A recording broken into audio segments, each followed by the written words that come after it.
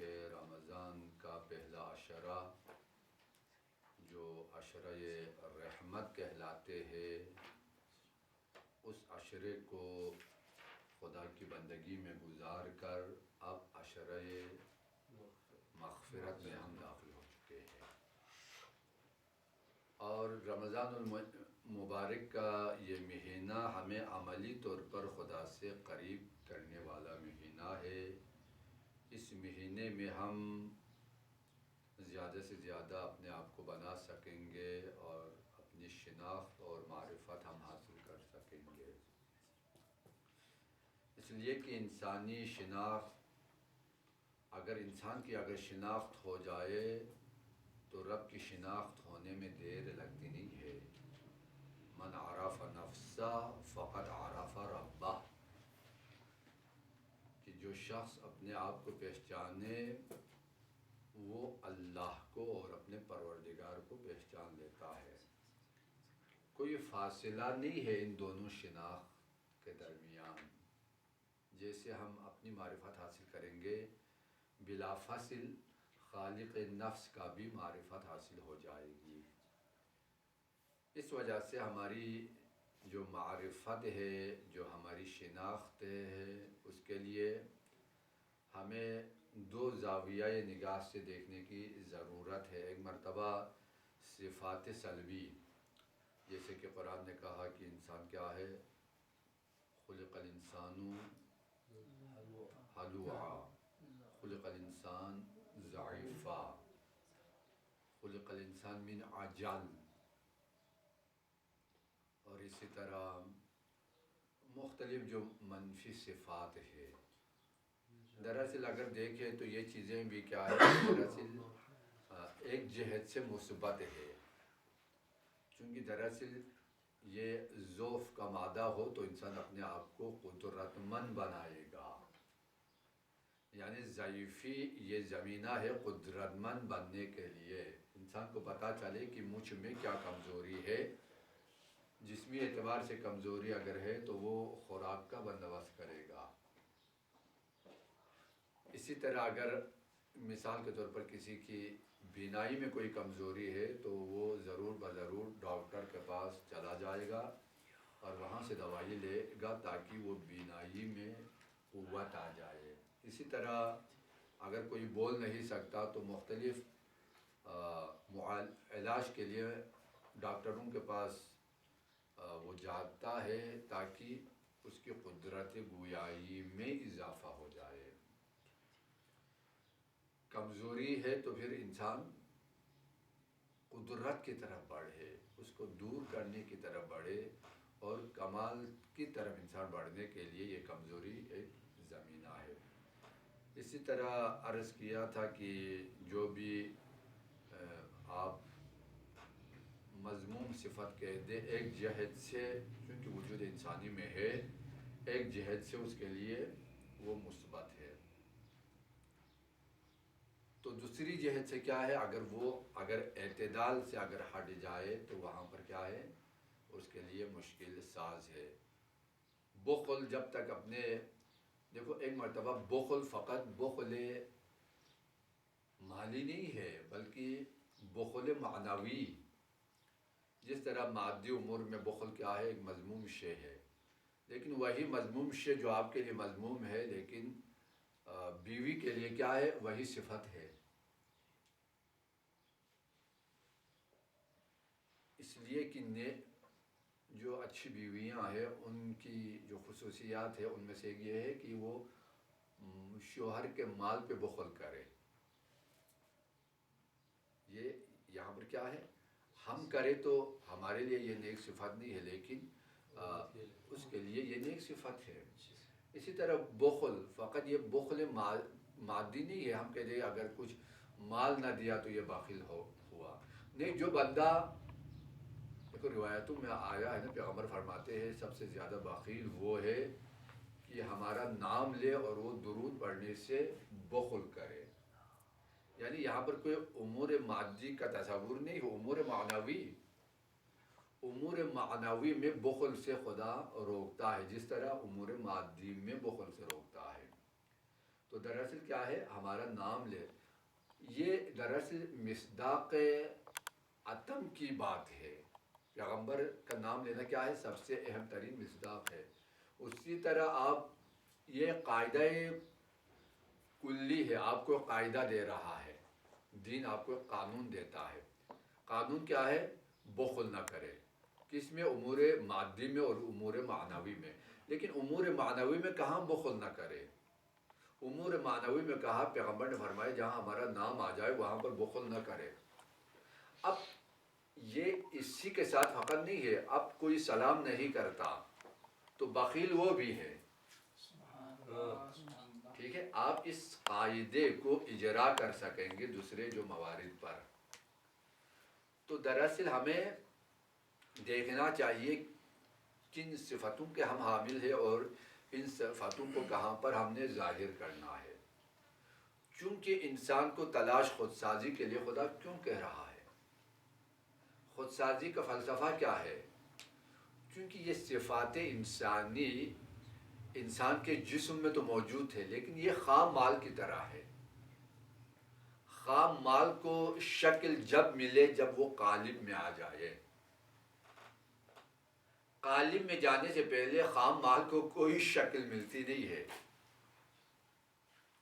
لیکن جب قالب میں آ جائے تو جو بھی مال آپ اس میں، جو ظرفیت اور صلاحیت اس میں اور شے بننے کی ظرفیت ہو، اگر وہ قالب میں جائے تو قالب اسے شکل دے. تو یہاں پر دراصل کیا ہے، انسان کے قالب میں یہ صفتیں ہیں. اب ان صفتوں کو شکل کس نے دینی ہے؟ خود انسان نے. اب شکل دینے کے لیے ہمیں ان کی پہچان ضروری ہے. جس طرح مال جو خام ہو اس میں کوئی کمی نہیں ہے، لیکن یہ قالب کی کمی ہے کہ وہ شکل دے. تو کیا شکل دے؟ اسی وجہ سے دیکھو آپ میں ایک صفت حلم ہے، آپ میں صفت سخاوت ہے، آپ میں صفت شجاعت ہے، آپ میں صفت عفت ہے، آپ میں صفت ایثار ہے. لیکن سوال یہ پیدا ہوتا ہے کہ کیسے پتہ چلے کہ آپ بخیل ہے یا سخی ہے، آپ بہادر ہے یا بزدل ہے، کیسے پتہ چلے؟ اب ان چیزوں کو آزمانے کے لیے انسان ان صفتوں تک جانے کے لیے خداوند عالم نے انسان کے لیے میدان رکھا. اب انسان کھلاڑی ہے، میدان میں جائے گا کھیلنے کے لیے. کہاں یہ صفتیں ظاہر ہو جائے؟ جب کوئی آپ کے دروازے پر آ جائے گا تو پتہ چلے گا کہ آپ سخی ہے یا بخیل ہے.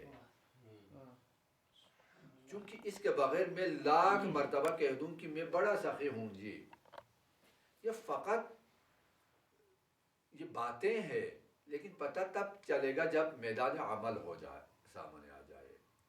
تو میدان عمل میں چونکہ یہ صفاتیں ہیں لیکن یہ بالقوہ ہے، ان کو کہتے ہیں بالقوہ. انسان تمام صفات رذیلہ اور حسنہ کا مجموعہ ہے. تمام اوصاف انسان کے اندر ہے. فَأَلْهَمَهَا فُجُورَهَا وَتَقْوَاهَا، قرآن کہہ رہا ہے نا کہ انسان پہ الہام کیا ہے، فجور اور تقوی دونوں کو الہام کیا ہے. یعنی انسان صفات رذیلہ اور صفات جمیلہ کا مجموعہ ہے. لیکن جب یہ انسان، جب اس کے لیے میدان مل جائے تو اس میدان میں پتہ چلے گا کہ کون سا صفت غالب آ رہی ہے. جو صفت غالب آ جائے گی انسان اسی صفت کا کہلائے گا. اب میدان آپ کے لیے کھلا ہے، ایک بندہ آپ کے دروازے پر آتا ہے، آپ نے اپنے دسترخوان سے اپنا سالن اٹھا کر اسے دے دیا، اپنی روٹی اسے اٹھا کر دے دی، تو یہاں پر آپ کی سخاوت کا مادہ کھل کے سامنے آ جائے. اور جب سخاوت کا مادہ کھل کے سامنے آ جائے تو عنوان سخی آپ پر اطلاق ہو جائے. اس سے پہلے نہیں ہے، اس سے پہلے پتہ نہیں ہے کہ آپ سخی ہے یا نہیں ہے. جب سائل نے دروازہ کھٹکھٹایا، آپ ادھر سے اپنا حصہ لے کر آپ جاتے ہیں دروازے پر، سائل کو آپ دے دیتے ہیں، یہاں آپ کی سخاوت کھل کے سامنے آ گئی۔ اور اگر ایک مرتبہ آپ نے جھڑکا دیا سائل کو، کہا کہیں اور جاؤ، تو آپ چونکہ آپ کے دروازے پر آیا ہے، چونکہ روایتوں میں آیا ہے کسی مانگنے والے کو خالی ہاتھ نہ لوٹانا۔ کیوں؟ اس لیے کہ یہ خدا کا بھیجا ہوا نمائندہ ہے، یہ خدا کا سفیر ہے، یہ تم سے اگر لے لینا، تم اس کے ہاتھ میں جو کچھ دے، اس کے ہاتھ میں آنے سے پہلے وہ اللہ کے ہاتھ میں چلا جاتا ہے۔ اسی وجہ سے نہ دھتکارے، اگر کچھ نہ بھی ہونا تو قرآن کہہ رہا ہے کہ بعض لوگ کہتے ہیں کہ ہم کیا خرچ کریں، قرآن کہتا ہے قل العفو، یہ قرآن کی آیت ہے، ماذا تنفقون، کیا خرچ کرو گے تم؟ دیکھو قرآن کہہ رہا ہے کہ دیکھو جہاں پر خرچ کرنا انسان کے لیے کیا ہے، بہترین صدقہ کیا ہے، قرآن فرما رہا ہے قل العفو، درگزر کرنا، کسی کو معاف کرنا، یہ بھی کیا ہے، بہترین صدقہ ہے۔ تو اگر جیب میں اگر کچھ نہ ہو تو کم از کم شرمندہ ہے، اس کی آبروریزی نہ کرے، اس سے معذرت چاہے کہ، اور اسی میں کیا ہے ہماری بہتری ہے۔ اسی طرح دیکھو نفس کی شناخت ہے، ان تمام اوصاف کا مجموعہ نفس ہے۔ تو ایک مرتبہ دیکھو آپ دیتے ہیں، لیکن وہی دیتے وقت آپ کا احساس کیا ہے؟ دینے کے بعد آیا کہ آپ شکر کرے یا فخر کرے؟ اگر فخر کرے تو یہ منفی پہلو ہے، اگر شکر کرے تو یہ مثبت پہلو ہے۔ اسی وجہ سے آپ سائل کو دیتے ہیں تو سورہ مبارکہ دہر میں اہل بیت اطہار کی جو صفت بیان کی، وَيُطْعِمُونَ الطَّعَامَ عَلَى حُبِّهِ مِسْكِينًا وَيَتِيمًا وَأَسِيرًا، اور اس کے بعد کیا کہا، إِنَّمَا نُطْعِمُكُمْ لِوَجْهِ اللَّهِ لَا نُرِيدُ مِنْكُمْ جَزَاءً وَلَا شُكُورًا۔ اب دے ہم بھی رہے ہیں، دے اہل بیت بھی رہے ہیں، اہل بیت اگر دے تو قرآن کی آیت بنے، اگر ہم دے، دیکھو دراصل آپ جو کچھ دے دراصل یہ ہے ما من نعمت فمن، یہ دینے کی یہ نعمت، یہ آپ کے دروازے پر آ جانا، یہ جو ثروت، یہ تمام چیزیں کیا ہے، ما من نعمت فمن، کوئی نعمت ایسی نہیں ہے مگر یہ سب کچھ اے اللہ پروردگار، یہ سب کچھ تیری نعمت ہے، ہمارے پاس کچھ نہیں ہے، ہمارے پاس کچھ نہیں ہے۔ آیت اللہ علامہ محمد تقی جعفری شارح نہج البلاغہ ہے، نہج البلاغہ کی انہوں نے شرح لکھ دی ہے، خدا ان کو غریق رحمت کرے، مرحوم ہو چکے ہیں، بہت بڑے فیلسوف، بہت بڑے عالم، علامہ ہر ایک کو نہیں کہتے آپ، ٹھیک ہے، جو علم میں ڈوبا ہوا ہو، جو کم از کم ایک فن میں مہارت رکھتا ہو کم از کم۔ تو علامہ محمد تقی جعفری صاحب دیکھو، ما من نعمت فمن، کوئی نعمت ہماری نہیں ہے، سب اسی کی ہے۔ ایک مرتبہ جاتے ہیں خطابت کے لیے، تقریر کرنے کے لیے، وہاں پر بڑے بڑے لوگ آئے ہوتے ہیں، ڈاکٹر حضرات، پروفیسر حضرات، لیکچرار حضرات، جی محلے کے علاقے کے جو بزرگان ہیں، جو بڑے لوگ ہیں، سب آئے ہوتے ہیں۔ آپ جا رہے ہوتے، جب وہاں پر پہنچ گئے تو ایک دیہاتی شخص سامنے آتا ہے، آ کر ان سے التجا کرتا ہے، علامہ صاحب آپ کی مہربانی، 10 دن ہمارے دیہات میں بھی آپ نے مجلس پڑھنی ہے. تو علامہ تقی جعفری کہتے ہیں کہ معذرت چاہتا ہوں، میرے پاس وقت نہیں ہے. یہ دوبارہ اصرار کرتا ہے دیہاتی شخص کی آپ کی مہربانی. یہاں تو آپ سال بھر پڑھتے رہتے ہیں، تو 10 دن ہمارے دیہات میں آ کر آپ پڑھیں گے. ہماری یہ تمنا ہے. ہم نے آپ کی بہت بڑی تعریفیں سن رکھی تھی، لیکن آج الحمدللہ آپ کی زیارت ہو گئی. تو ہماری یہ تمنا ہے کہ آپ آئیں گے اور وہاں ہمیں پڑھائیں گے. علامہ تقی جعفری کہتے ہیں کہ نہیں، میرے پاس وقت نہیں ہے، میں نہیں آ سکتا. اب تیسری مرتبہ یہ دیہاتی دوبارہ تکرار کرتا ہے، یہ بھی نہیں چھوڑ رہا. آپ کی مہربانی، ہم آپ سے درخواست کرتے ہیں، التجا کرتے ہیں کہ آپ تشریف لائے اور ہمارے ہاں مجلس پڑھے. تیسری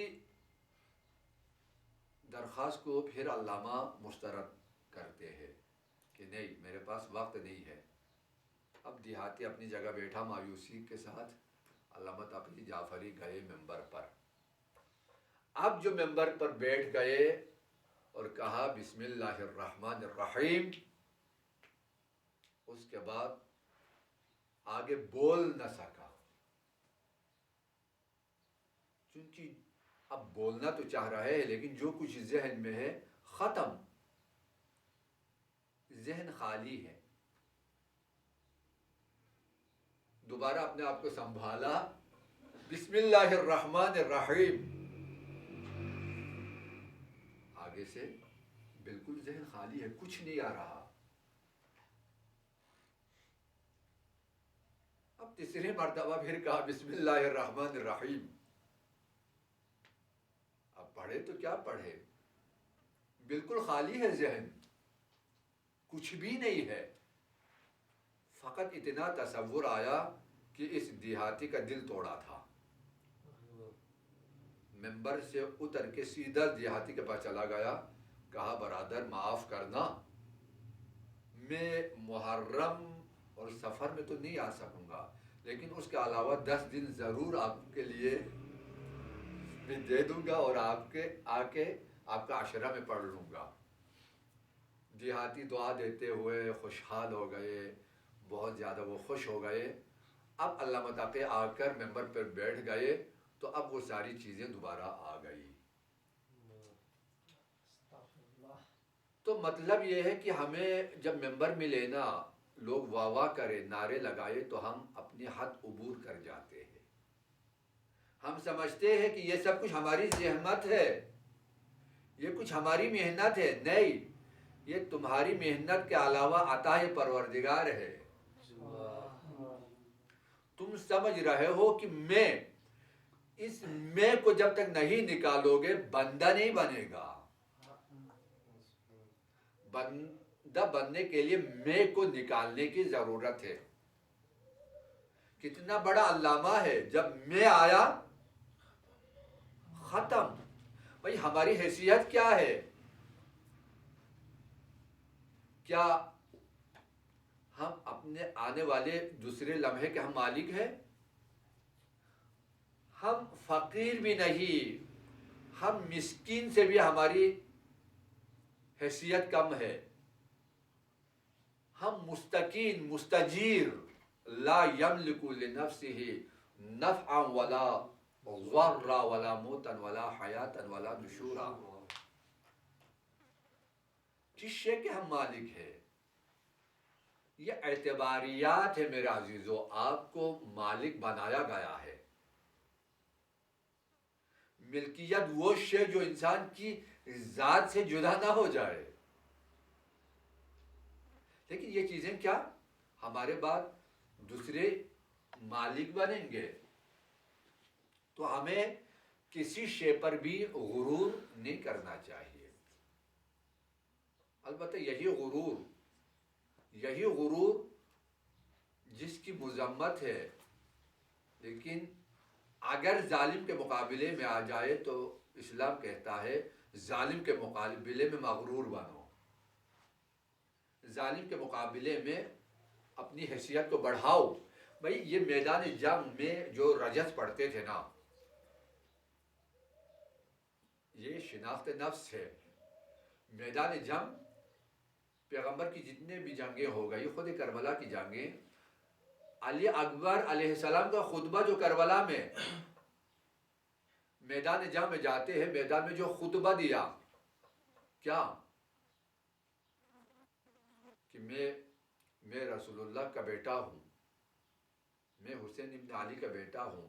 ایک طرف اپنی تعریف تو ایک طرف دشمنوں کی شناخت کہ ہمارے مقابلے میں آنے والے یہ کون لوگ ہیں، اور ان کو ان کی پہچان کروانا.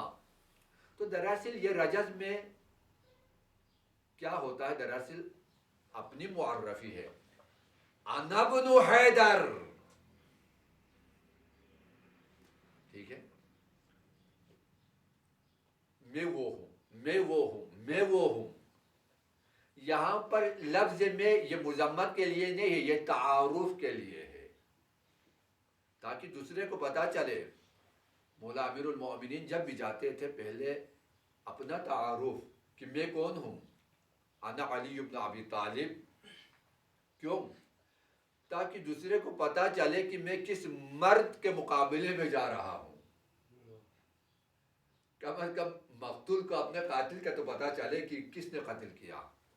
چونکہ جو علی کے مقابلے میں آ جائے اس نے تو مرنا ہی مرنا ہے. یہ طاقت الہی ہے، یہ الہی قوت ہے، یہ ید اللہ کی ضربت سے کوئی بچ نہیں سکتا. تو کیا یہاں پر کیا ہے؟ تعارف ہے. تو ایک مرتبہ دیکھو، ایک مرتبہ ہے خدا کے مقابلے میں، جیسے ابلیس نے کہا انا خیر من، کہا سجدہ کرو. کہا کہ میں کیوں سجدہ کروں پروردگار، یہ مٹی کا پتلا ہے اور مجھے آپ نے آگ سے بنایا. آگ کی خاصیت اوپر جانا ہے، مٹی کی خاصیت نیچے گرنا ہے. تو اوپر اٹھنے والا گرنے والے کے سامنے کیسے گرے؟ بھئی ظاہری طور پر تو استدلال ٹھیک ہے نا، لیکن اسی کو قیاس کہا جاتا ہے. چونکہ شیطان حکم الہی کے مقابلے میں آیا، دستور الہی کے مقابلے میں، تو یہاں پر کیا ہے؟ رجز وغیرہ میں اپنا تعارف میں وہ ہوں. یا بہت سارے لوگ کہتے ہیں کہ یہ اپنی ہی تعریف کرتا ہے. دیکھو اپنی تعریف کبھی ضروری ہوتا ہے. آپ کسی جگہ پر آپ جاتے ہیں، یہ نفس کی شناخت ہے، آپ جاتے ہیں، اب لوگ، آپ عالم دین ہے، آپ سے لوگ استفادہ کرنا چاہیں گے، آپ اسی طرح جائیں گے تو کوئی آپ کو نہ پوچھے، لیکن آپ کہہ دیں گے کہ میں قوم کا پڑھا ہوا ہوں، میں نجف کا پڑھا ہوا ہوں، میں اس مدرسے کا طالب علم ہوں، تو لوگ آپ کی عزت کریں گے اور آپ کو سنیں گے. تو یہاں پر کیا ہے؟ یہ چیزیں ضروری ہے. تو ہمیں ان موارد میں فرق محسوس ہونا چاہیے. تو یہ جو صفات ہے انسان کے درمیان، صفات رذیلہ ہوں یا صفات حمیدہ، یہ صفتیں کیا ہے؟ ہر صفت کے لیے ایک حد ہے، اس حد کے اندر رہے. اب آپ کے پاس شجاعت ہے، شجاعت دیکھو تمام چیزوں میں ایک مادی مصداق ہے، ایک معنوی مصداق ہے. شجاعت ہے، کیسے پتا چلے آپ شجاع ہے؟ میدان جنگ سجا ہو، دشمن آ رہا ہے، آپ کو پکار رہا ہے، جس طرح عمر بن عبدود خیمہ یہ پیغمبر پہ نیزہ مار کے اس نے کہا تھا حل من مبارز، تو پیغمبر نے فرمایا تھا من لہذا الکلب، کون ہے جو اس کتے کا منہ بند کرے؟ لیکن کسی میں جرأت نہیں ہوئی. اب یہاں پر آپ کی شجاعت کھل کے سامنے آ جائے. بھائی بہادر کون، شجاع کون؟ جو خطر کے مقابلے میں اپنے آپ کو پیش کرے. 3 مرتبہ مولا علی اٹھے، 3 مرتبہ پیغمبر نے بٹھایا. ایک مرتبہ یہ ہے شجاعت. ایک مرتبہ پیغمبر فرماتے ہیں سب سے بڑا شجاع میدان جنگ میں جا کر دشمن کو کاٹنے والا نہیں ہے، سب سے بڑا شجاع وہ ہے جو اپنے نفس پہ قابو رکھتا ہو، جو اپنے نفس کے مقابلے میں ہار نہ مانے، جو اپنے نفس پر جیت جائے، وہ سب سے بڑا بہادر. جو انتقام کی قدرت رکھنے کے باوجود معاف کر دے، وہ سب سے بڑا بہادر. تو یہاں پر کیا ہے، آپ کی بہادری کب کھل کے سامنے آئے گی؟ ایک مرتبہ میدان جنگ میں آپ کی بہادری سامنے آ جائے گی. ایک مرتبہ جب غضب کے عالم میں ہو، آپ مظلوم واقع ہوئے ہیں، آپ پر ظلم ہوا ہے، اور آپ کے پاس وہ قدرت ہے کہ آپ پر ظلم کرنے والے کو آپ چنا اس کے دانتوں سے آپ چبوا سکتے ہیں، آپ میں قدرت ہے. آپ اس کی آنکھوں کے سامنے دن کو تارا اتار سکتے ہیں، آپ میں قدرت موجود ہے. لیکن تمام تر قوت اور قدرت کے باوجود آپ ایک اشارہ کریں، لوگ اصلاً اس کے وجود کو مٹا دے، لیکن اس کے باوجود آپ اپنے اوپر، اپنے نفس پر آپ کنٹرول کرتے ہیں.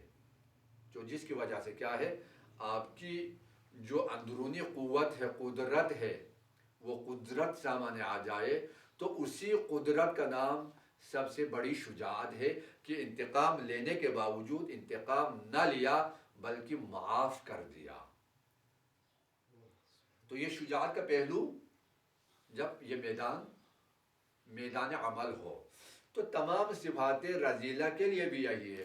ایک مرتبہ ایک بندہ کہتا ہے کہ میں بہت بڑا متقی ہوں جی، میں بہت بڑا متقی ہوں. جب آپ کے سامنے پیسہ پڑا ہو اور دیکھنے والا بھی نہ ہو اور آپ اسے اٹھا کر صاحب مال تک لے جائے، تب پتہ چلے گا کہ آپ متقی ہے یا نہیں. ٹھیک ہے، بستر پہ بیٹھ کے تقویٰ کا رٹ لگانے سے متقی نہیں بنتا. اسی وجہ سے دیکھو ان تمام اوصاف کے لیے جب تک میدان فراہم نہ ہو جائے، یہ بالقوت سے بالفعل تک نہ آ جائے. اسی وجہ سے خداوند عالم نے جو مشکلات انسان پر خداوند عالم ڈالتا ہے، انسان کو جو تکالیف میں مبتلا کرتا ہے، انسان کو جو بیماریوں میں مبتلا کرتا ہے، ان تمام بلاؤں کا فلسفہ یہ ہے کہ انسانی صفات رذیلہ اور صفات حمیدہ یہ بالقوت سے بالفعل تک آ جائے، یا اسے سزا ملے گی یا اسے جزا ملے گی. یہ فلسفہ ہے. تو اسی کے ساتھ انشاءاللہ ہم دعا کرتے ہیں پروردگار عالم ہمیں اپنے نفوس کے جو صفات